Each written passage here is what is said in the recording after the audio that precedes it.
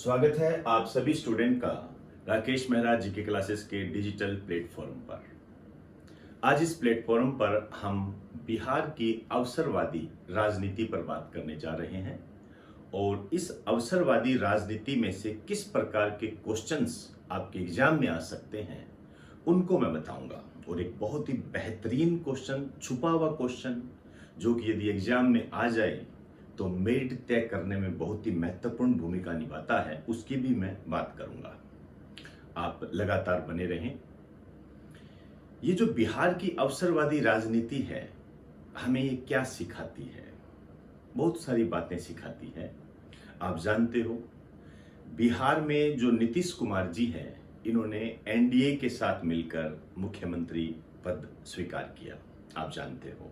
लेकिन अब वर्तमान में आप देख रहे हो, दूसरी पार्टी के साथ मिलकर, जिसे आप महागठबंधन के रूप में भी देख रहे हो, मुख्यमंत्री पद की शपथ ले रहे हैं। कभी ये साथ थे, फिर अलग हो गए, फिर साथ हो गए।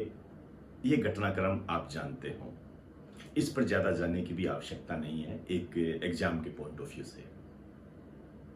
लेकिन आपको लगता है कि ये जो घटनाक्रम है हमें कितनी बड़ी सीख दे रहा है? मैं बताता हूं आपको। ये तो आप समझ गए होंगे कि राजनीति में ना तो कोई किसी का दोस्त होता है और ना ही कोई किसी का दुश्मन होता है। लेकिन वर्तमान परिदृश्य में आप देखिए, हम राजनीतिक मुद्दों पर चर्चा करते करते दो दोस्त आपस में लड़ पड़ते हैं, दो भाई आपस में लड़ पड़ते हैं। हमारी बहस इतनी गंभीर हो जाती है कि हम एक दूसरे का मुंह देखना तक पसंद नहीं करते। जबकि ये जो राजनेता है, ये अवसरवादी होते हैं।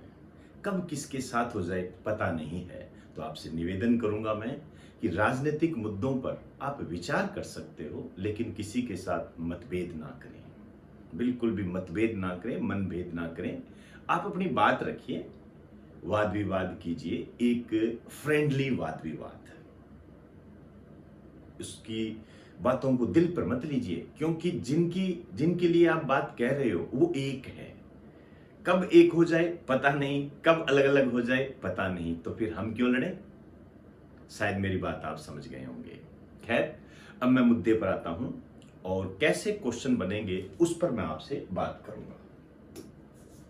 बिहार की अवसरवादी राजनीति, नए सीएम बने हैं, यहां से आपके क्वेश्चन उठेंगे। आप देख रहे हो, डिप्टी सीएम बनाया गया है, राजद के हैं, ये राजद पार्टी है, लालू प्रसाद यादव जी की, आप जानते हो। उनके पुत्र तेजस्वी यादव डिप्टी सीएम बने हैं और जो नीतीश कुमार जी हैं वो पुणे सीएम बने हैं। मैं पुणे शब्द इसलिए इस्तेमाल कर रहा हूं क्योंकि इससे पहले वो एनडीए के मुख्यमंत्री थे। एनडीए के साथ मिलकर उन्होंने सरकार बनाई थी। तब आपने सुना होगा कि इन्होंने पहले मुख्यमंत्री पद से इस्तीफा दिया, अब ये राजद के साथ मिलकर सरकार बना रहे हैं और मुख्यमंत्री पद की शपथ ले रहे हैं। शायद ये बात आपको क्लियर होगी। अब आगे की बात करते हैं, क्वेश्चंस कैसे आएगा। देखो, बिहार के नए सीएम कौन है? नीतीश कुमार, कोई बड़ी बात नहीं है। डिप्टी सीएम कौन है? तेजस्वी यादव, कोई बड़ी बात नहीं है। क्वेश्चन यहां पर इस तरीके से आएगा कि एक तो ये 8वीं बार शपथ ले रहे हैं, ये बहुत ही महत्वपूर्ण बात है। मुख्यमंत्री पद की 8वीं बार शपथ ले रहे हैं, ये 8वीं बार, और लगभग 22 साल तक सीएम रहे हैं। लगभग 22 साल तक सीएम रहे हैं। इसका मतलब ये 8 बार सीएम बने हैं, तो 22 साल तो हो गए। कई समय ये बहुत कम समय के लिए भी रहे। जैसे ऐसा कहा जाता है कि जब शुरू में ये मुख्यमंत्री बने थे तो 7 दिन के लिए ही बने थे। हाँ, एक बात और ध्यान रखना है आपने, ये पहली बार सीएम कब बने थे, ये बात आपको ध्यान रखनी है। पहली बार सीएम, ये आपको पता होना चाहिए। पहली बार सीएम बने थे वर्ष 2000 में, और 8वीं बार इन्होंने शपथ ली है। इस दृष्टि से यदि मैं कहूं तो ये सर्वाधिक बार शपथ लेने वाले सीएम है। सबसे ज्यादा बार शपथ लेने वाले सीएम है। मेरी बात को ध्यान से समझना, सबसे ज्यादा बार शपथ लेने वाले सीएम। अब मैं आपको एक क्वेश्चन बता रहा हूं, बिल्कुल नजरअंदाजी मत कर देना।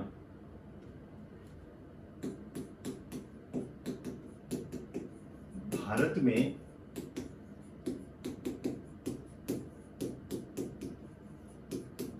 सर्वाधिक अवधि तक रहने वाले सीएम ये कौन है?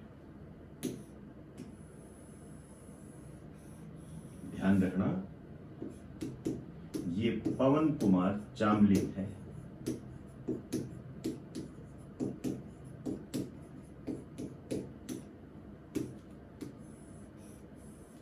समझ में आई बात मेरी? दोबारा सुन लीजिए। सर्वाधिक बार शपथ लेने वाले सीएम नीतीश कुमार जी हैं, लेकिन सर्वाधिक अवधि तक रहने वाले सीएम पवन कुमार चामलिंग है। ध्यान से देख लें इसे। और ये जो पवन कुमार चामलिंग जी है, ये 24 साल 5 महीने सीएम रहे हैं। लगभग आप 25 साल कह दीजिए, 24 वर्ष 5 महीने, ये मतलब सबसे ज्यादा है। और ये 5 बार बने हैं। क्लियर हो रही है बात सर? ये 8 बार बने हैं, लेकिन इनका कार्यकाल बीच में छोटा रहा। ये 5 बार बने हैं, लगभग 24 साल मान लीजिए आप, लगभग 24 साल।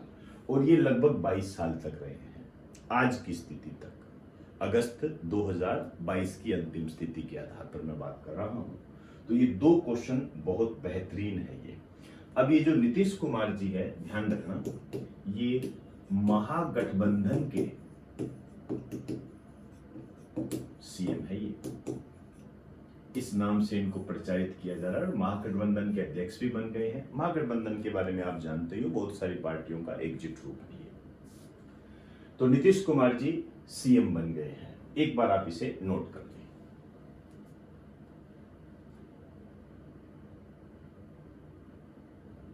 अब और कैसे क्वेश्चन बनेंगे?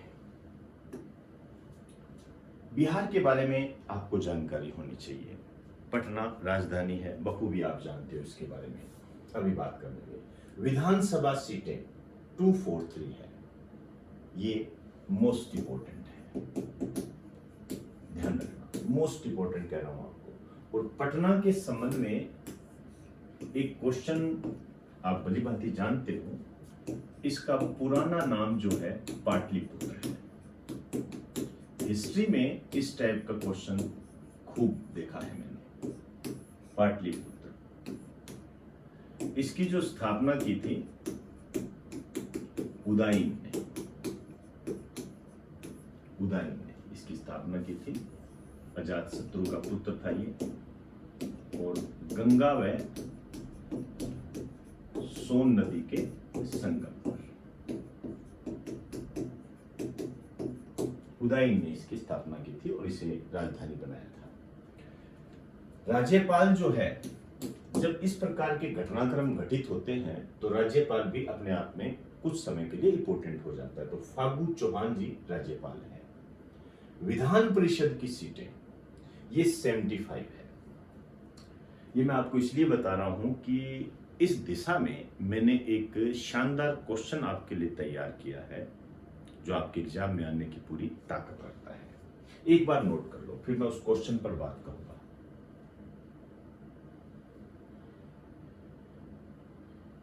चलिए क्वेश्चन की तरफ चलते हैं। बिहार के अतिरिक्त वह कौन सा राज्य है जहां विधान परिषद की सीटें 75 है? इसको लेजिस्लेटिव काउंसिल बोलते हैं और 75 है। आप देख रहे हो बिहार में विधान परिषद की सीटें 75 है। तो इसके ये आपसे पूछ रहा है कि बिहार के अलावा वह कौन सा राज्य है जहां पर विधान परिषद की सीटें 75 है। इस क्वेश्चन को आप इस रूप में भी देख सकते हो कि वह 2 राज्य कौन से हैं जिसमें विधान परिषद की सीटें 75 है, ये भी आप देख सकते हो। तो ध्यान रखना, ये है कर्नाटक, इसका सही आंसर है कर्नाटक। मैं सीटों के बारे में आपको बता देता हूं। ये विधान परिषद की सीटें हैं। यूपी 100, महाराष्ट्र 78, बिहार 75, कर्नाटक 75, दोनों की सेम। आंध्र प्रदेश जो है ये 50 है और तेलंगाना की 40 है। यहां पर आप इस रूप में भी इसको देख सकते हो, सर्वाधिक सीटें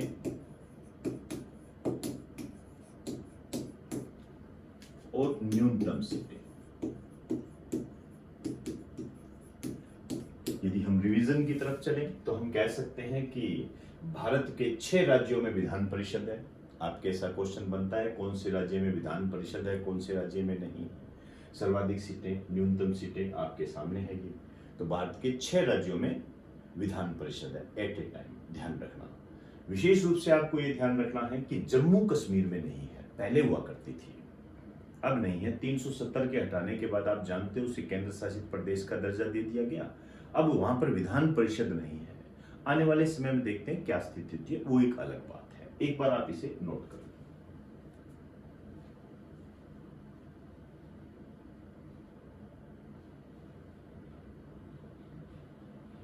हम बिहार के बारे में बात करें और एक पेंटिंग पर चर्चा ना करें तो ये बेईमानी हो जाएगा पूरा। मेरे हिसाब से जैसे ही मैंने ये शब्द कहा है आप समझ गए होंगे मैं किसकी बात करने जा रहा हूं। मैं बात करने जा रहा हूं मधुबनी पेंटिंग की।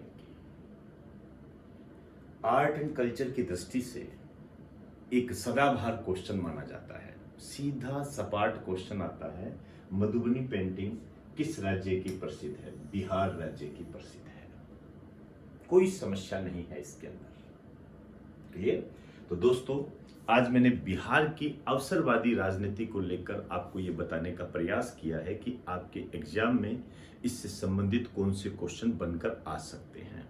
इसे स्मार्ट तैयारी कहते हैं, इसको हम स्मार्ट तैयारी के रूप में देखते हैं। बहुत ही बेहतरीन तरीके से मैंने इसको बताने का प्रयास किया है आपके एग्जाम को ध्यान में रखते हुए। वैसे बताने को तो कुछ भी बता दीजिए, आसमान के नीचे जो भी है सारा पढ़ लो, इससे कोई फर्क नहीं पड़ेगा। जब तक आप स्मार्ट स्टडी को महत्व नहीं दोगे, मान के चलना आपका कामयाबी की तरफ जो रफ्तार है वो धीमी पड़ती जाएगी। तो दोस्तों, इन्हीं शब्दों के साथ आपसे इजाजत चाहूंगा। आप सभी को मेरा नमस्कार।